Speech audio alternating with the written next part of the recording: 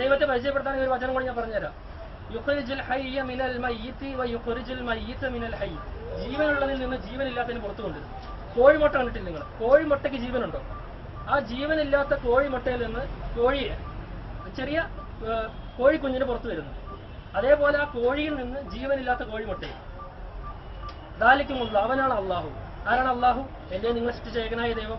അറബിയിൽ പറയുന്ന പേരാണ് അള്ളാഹു എന്നുള്ളത്. സൃഷ്ടാവിലേക്കുള്ള സമർപ്പണം, ഏകനായ സൃഷ്ടാവിൽ നിങ്ങൾ സമർപ്പിക്കുക, അതിനാണ് മുസ്ലിം ആവുക എന്ന് പറഞ്ഞാൽ.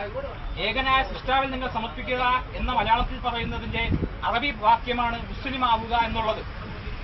അപ്പോ ഞാൻ ശ്രമിക്കുന്നത് നിങ്ങളുടെ ദൈവത്തിലേക്കാണ്, അല്ലാതെ എന്റെ ദൈവത്തിലേക്ക് നിങ്ങൾ കടന്നു വരൂ എന്നല്ല.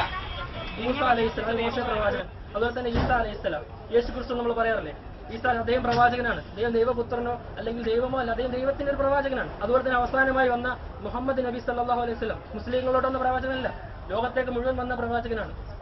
ഇവർ പറഞ്ഞത് എന്താ? ധർമ്മം എന്ത് എന്ന് പഠിക്കുന്നില്ല. ഇന്ന് സ്കൂളുകളിൽ പോയാൽ ഹൈഡ്രജനും ഓക്സിജനും കൂടെ ചേർന്നാൽ വെള്ളം ഉണ്ടാകുന്നു എന്ന് പഠിക്കുന്നു. പക്ഷേ ആ വെള്ളം ഒരു ദാഹിച്ചവന് കൊടുത്താൽ അവന്റെ ദാഹം മാറുമെന്ന് നമ്മൾ പഠിക്കുന്നില്ല. അതാണ് നമുക്ക് ഇവിടെ പറ്റിയ തെറ്റ്. ആ തെറ്റ് തിരുത്താൻ നമ്മൾ പഠിക്കേണ്ടതുണ്ട്. എല്ലാവരും മരിക്കും. 100 വർഷത്തിന് ശേഷം ഇവിടെ ഒരാളുണ്ടാവില്ല, നമ്മൾ ആരും ഉണ്ടാവില്ല. നമ്മളൊക്കെ മണ്ണിന്റെ ഭാഗമാവും. അതോടെ തീരുന്നില്ല, അവിടെയാണ് ജീവിതം തുടങ്ങുന്നത്. മാർഗങ്ങൾ നിശ്ചയിക്കേണ്ടത്. അതുകൊണ്ട് നിങ്ങൾ പഠിക്കുക, നിങ്ങളുടെ വഴി നിങ്ങളായിട്ട് തന്നെ കണ്ടെത്തുക. അതിനുവേണ്ടി ചെറിയ സൂചന മാത്രമാണ് നൽകുന്നത്. അസ്സലാമു അലൈക്കും വറഹ്മത്തുള്ളാഹി.